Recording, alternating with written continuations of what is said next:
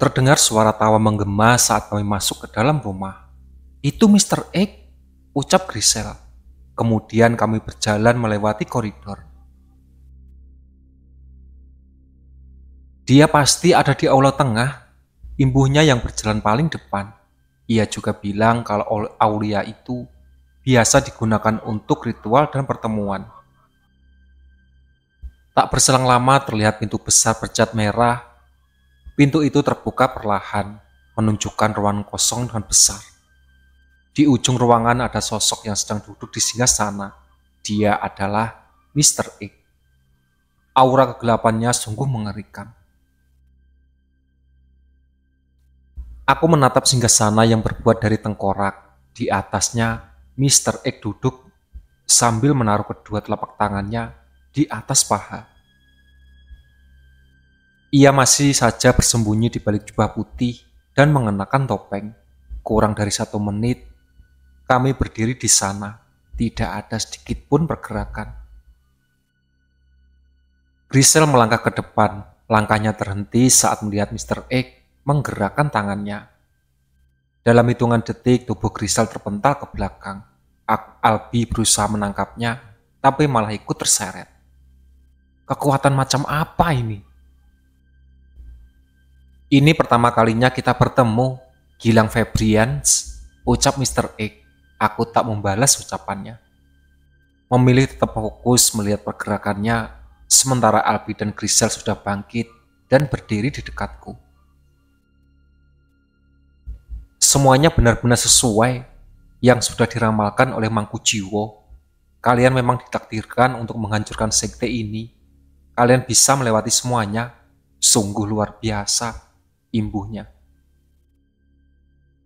"Mending kamu nyerah aja daripada nasib sama kayak yang lain," ucapku.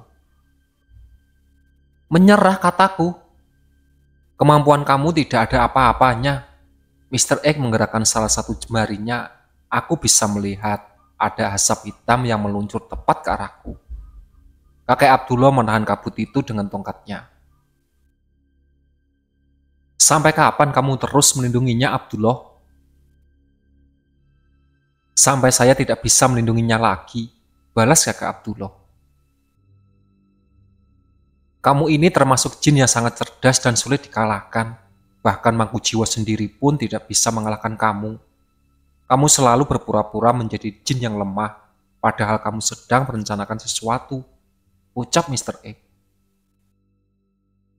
Beberapa saat kemudian muncul sosok kakek bertubuh pendek bersama dengan Nyi Ambar. Hanya saja, Nyi Ambar sedang dalam posisi diikat oleh tali berwarna hitam. "Ki Kendil, saya kira kamu sudah mati dibunuh Mr. X," ucap Grisel.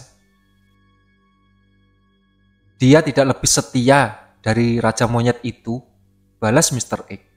"Kebetulan, saya sudah lama banget kesal sama si Kendil, pengen sedikit ngasih dia pelajaran," ucap Grisel.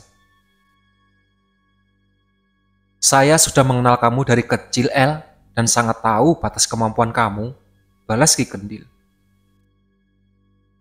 "Saya juga tahu kemampuan kamu, Ki Kendil," saut Nyi Ambar. "Diam kamu, Ambar," Ki Kendil menantang Nyi Ambar.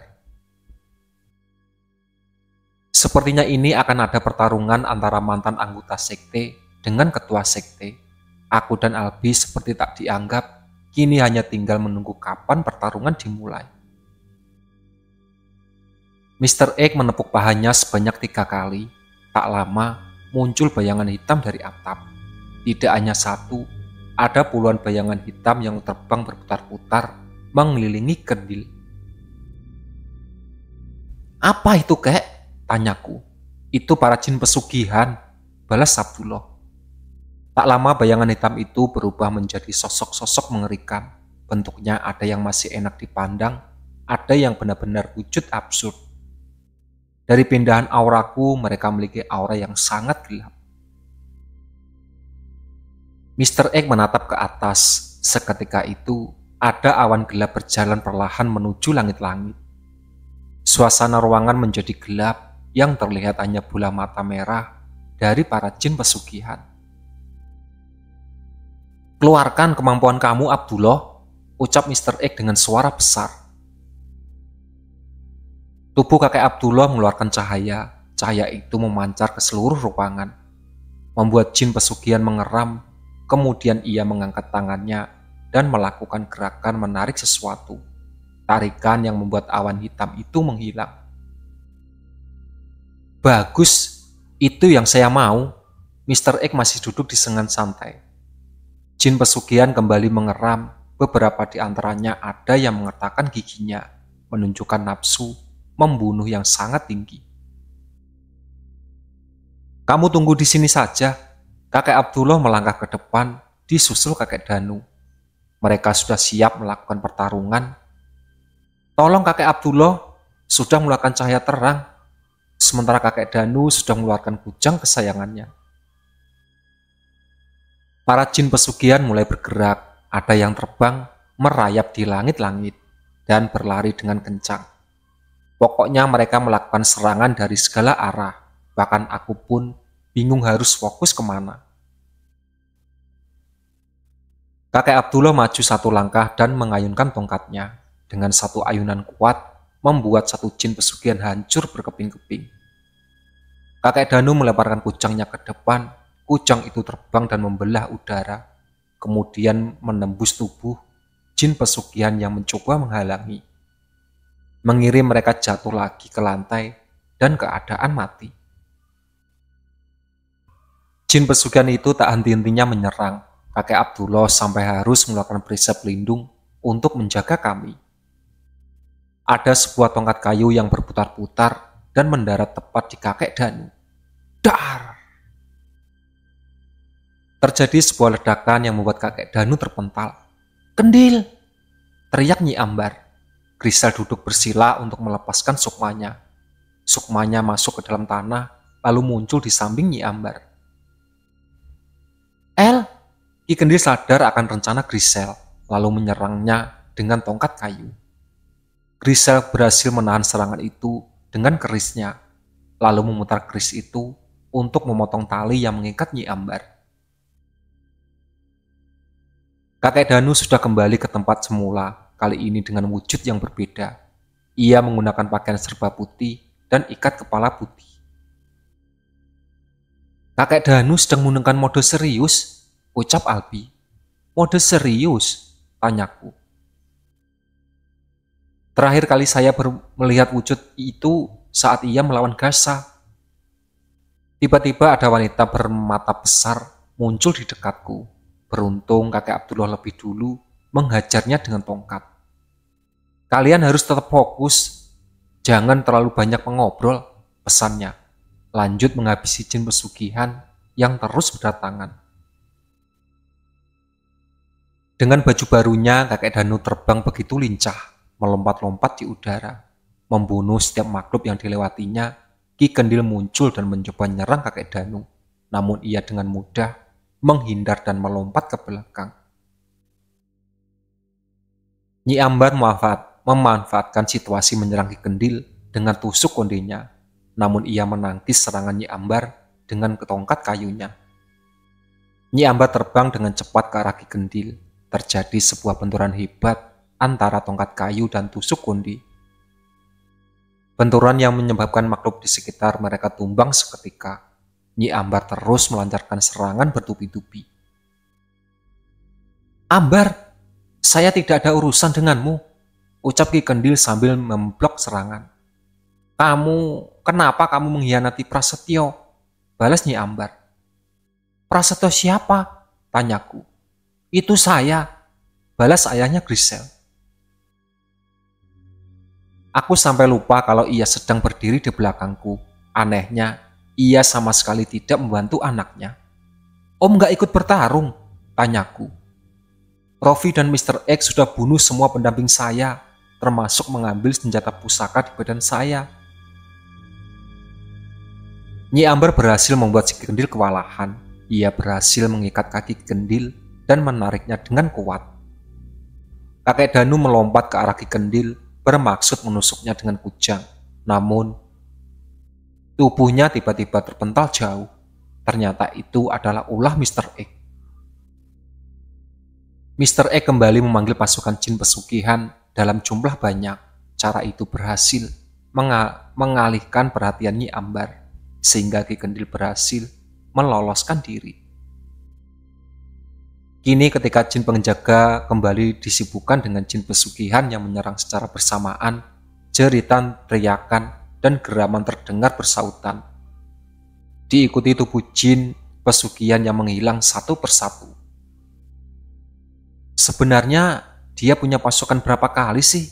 Tanyaku karena jin pesugihan itu seperti tidak ada habisnya. Banyak, balas Om Prasetyo. Seberapa banyak? Mungkin ratusan ribu atau jutaan makhluk.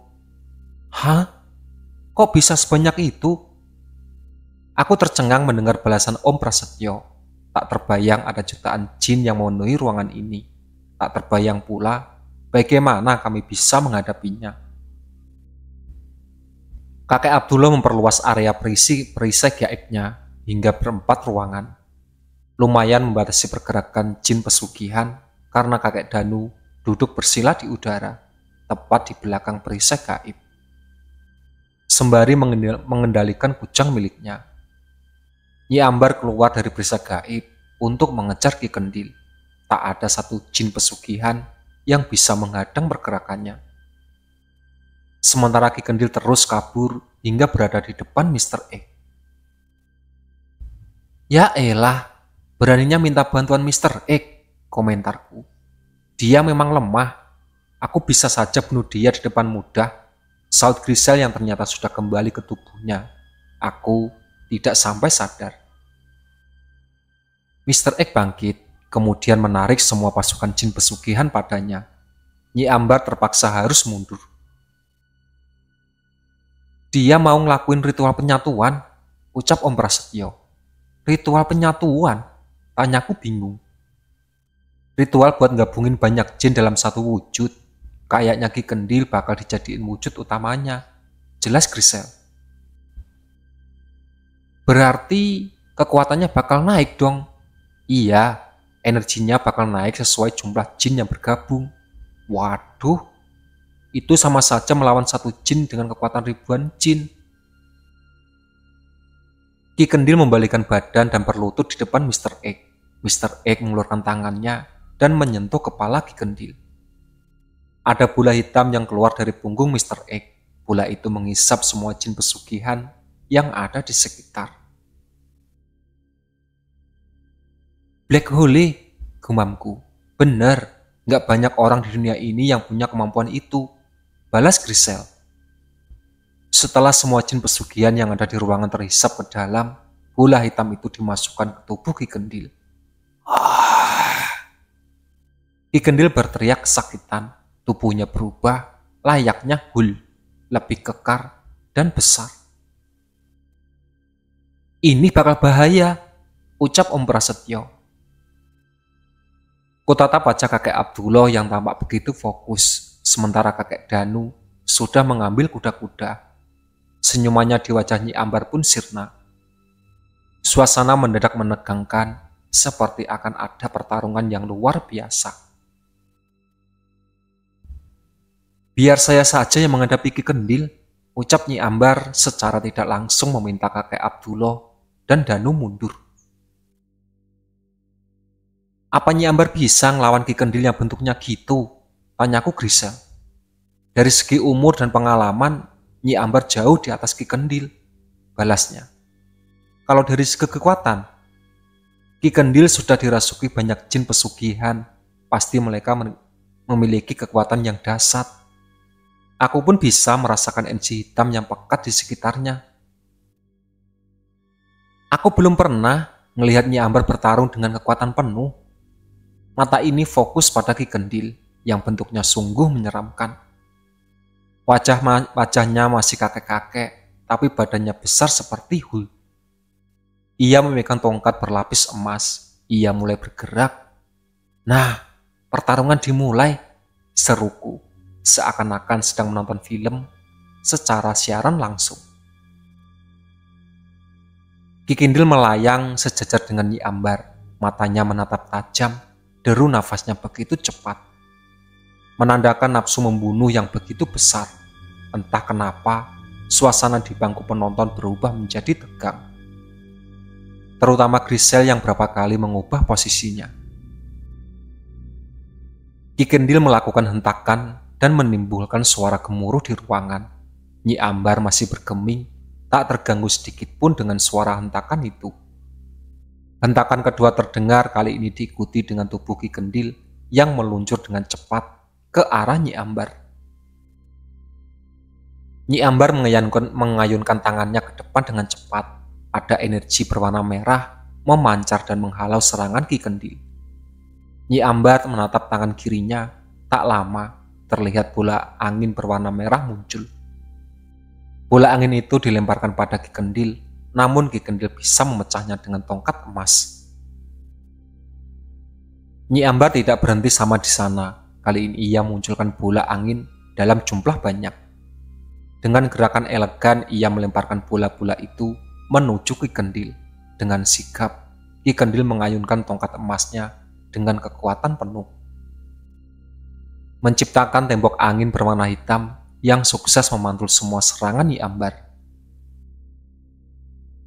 Sejauh ini pertarungan berjalan dengan seimbang, namun aku khawatir jika terus berlangsung seperti ini, Mr. X akan turun tangan. Apa nggak sebaiknya kita bantu Nyi Ambar? Tanyaku. Tidak perlu, dia bisa mengatasi sendirinya, saut kakek Danu. Gimana kalau Mr. X ikut nyerang? Dia nggak bakal ngelakuin itu, Lang. Mr. X nggak pernah main keroyokan, balas Grisel. Hah, aku kagak yakin. Buktinya, Haji Rofi aja main keroyokan. Kita lihat saja, kalau sampai Mr. X bergerak, kita harus turun tangan. Semoga saja dia beneran gak bakal curang. Entah kenapa, aku tak begitu percaya dengan Mr. X. Ia pasti akan mengambil kesempatan menyerang Nyi Ambar di saat lengah atau sudah lengah. Tembok angin menghilang, Nyi Ambar terbang lebih tinggi. Ia mengepalkan tangannya, dan gelombang energi merah memancar ke luar dari tubuhnya. Serangan tenaga dalam luar biasa itu meluncur cepat ke arah Ki Kendil. Dengan bantuan tongkat emas, Ki Kendil kembali berhasil mematahkan serangan Nyi Ambar. Hanya dengan satu pukulan, gelombang energi merah berhasil dipecahkan. Setelah melihat beberapa serangan Nyi Ambar yang bisa ditangkis dengan mudah, aku menjadi sangat khawatir. Takut kalau ia akan dikalahkan oleh Ki Kendil. Kemudian kami harus berhadapan dengan Ki Kendil dalam wujud yang menyeramkan itu. Pertarungan terus berlangsung dalam kecepatan yang luar biasa. Keduanya saling melakukan serangan, tapi tak ada satupun yang berhasil mengenai tubuh mereka. Sungguh, pertarungan yang sangat sengit. Nyi Ambar terus melancarkan serangan tenaga dalam yang tak terhitung jumlahnya. Sementara Ki Kendil terus menghancurkan serangan itu dengan tongkatnya. Namun dengan perlahan tapi pasti, Nyi Ambar menemukan sebuah celah dari pertarungan kecil. Nyi Ambar mengalihkan serangan ke arah yang tak terduga, area di belakang Ki Kendil. Ki Kendil terlihat kewalahan menahan serangan dari segala arah, posisinya semakin terdesak. Ki Kendil berteriak dan terbang lebih tinggi, kemudian ia melemparkan tongkatnya ke tanah, menciptakan pusaran angin yang kuat. Pusaran angin itu mengganggu pergerakan Nyi Ambar, sekaligus menghisap semua serangan. Nyi Ambar tampak kebingungan. Ia terbang mundur, agak menjauh dari pusaran angin. Namun pusaran angin itu bergerak mengejarnya di saat fokus menghindar. Ki Kendil melompat dengan cepat dan melancarkan pukulan. Dar! Nyi Ambar berusaha menahan pukulan itu, tapi tubuhnya malah meluncur ke tanah. Gaun panjangnya terhisap ke dalam pusaran angin. Tak lama tubuhnya ikut terhisap. Nyi Ambar! Teriak Grisel, disambut dengan suara tawa Ki Kendil. Ternyata dia tidak sekuat yang aku bayangkan, ucapnya. Grisel bangkit tapi kakek Danu mencegahnya. Ia sangat yakin kalau Nyi Ambar tidak semudah itu dikalahkan. Ada cahaya merah memancar dari dalam pusaran. Dalam sekejap, pusaran angin yang tadinya berwarna hitam berubah menjadi merah. Tongkat emas meluncur dengan cepat ke arah Ki Kendil. Dengan sergap, ia menangkap tongkat itu. "Ternyata kamu bisa bertahan di pusaran angin itu, Ambar," ucapnya. Nyi Ambar muncul sembari tersenyum. "Saya hanya menguji kekuatan kamu saja, Kendil. Sekarang apa kita bisa memulai pertarungannya?" "Hah? Jadi, setelah melewati berbagai adegan pertarungan, Nyi Ambar benar-benar serius?" Wajah Ki Kendil berubah muram, ada aura hitam terpancar di matanya. Bulu kuduk ini meremang merasakan energi yang sangat hitam pada Ki Kendil. "Kamu ngerasain hal yang sama nggak?" tanyaku. "Iya," saut Albi dan Grisel bersamaan sambil menatap Ki Kendil. Aku melirik kakek Abdullah yang sedang menatap Nyi Ambar. "Kamu tidak perlu khawatir," ucapnya seperti tahu isi hatiku. Tubuh Nyi Ambar memancarkan cahaya merah. Tak berselang lama, ia menghilang dari pandangan. Dar! Terdengar suara benturan. Ternyata Nyi Ambar sudah berada di hadapan Ki Kendil. Kecepatannya sungguh luar biasa, sehingga itu aku sama sekali tidak bisa melihat pertarungan antara keduanya. Hanya terdengar suara benturan. "Pada kemana, kek?" tanyaku. "Di sana." Kakek Abdullah menunjuk ke sudut kenal ruangan, terlihat ada benturan energi, lalu menghilang. Dar! Ada semacam kembang api yang memiliki paduan warna hitam dan merah di bagian tengah ruangan. Tak lama terlihat Nyi Ambar sedang dicekik oleh Ki Kendil, namun tidak ada sedikit pun kepanikan di wajah Nyi Ambar. Nyi Ambar menyayangkan tangannya dan mendarat tepat di dada Ki Kendil. Ki Kendil memutarkan cairan hitam. Nyi Ambar dengan cepat memukul tangan Ki Kendil dan melangkah mundur, sehingga muntahan itu tak mengenai pakaiannya. Ki Kendil yang marah berusaha menghantam tongkatnya kepala Nyi Ambar, namun dengan gerakan lincah, Nyi Ambar berhasil menghindar dan menangkis tongkat itu. Tongkat itu terlepas dari tangan Ki Kendil. Ia berusaha mengambilnya, tapi Nyi Ambar aman lebih dulu mengikat kakinya dengan kain yang menjuntai. Nyi Ambar melakukan serangan tenaga dalam ke arah punggung Ki Kendil. Brak! Ki Kendil kembali memuntahkan cairan hitam.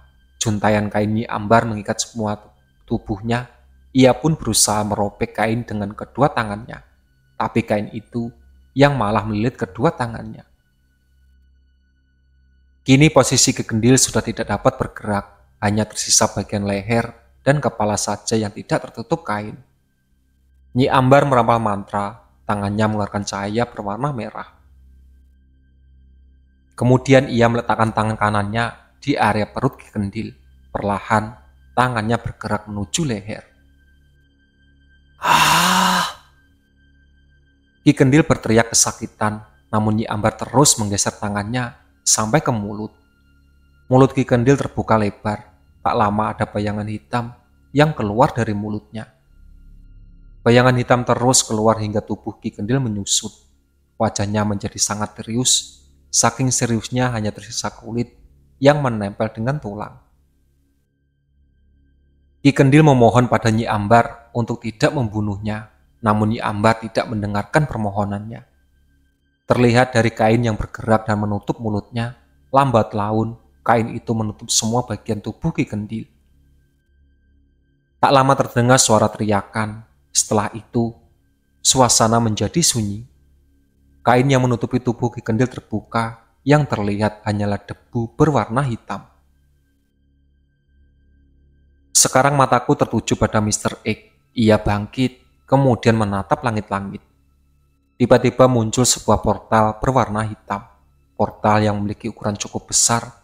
Dari dalam portal muncul makhluk-makhluk aneh berukuran besar. Aku tidak terkejut melihat makhluk itu, lebih terkejut melihat Mr. X sedang dalam posisi yang melayang di udara. Manusia macam apa yang bisa terbang di udara?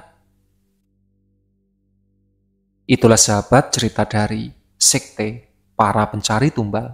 Ditunggu part selanjutnya.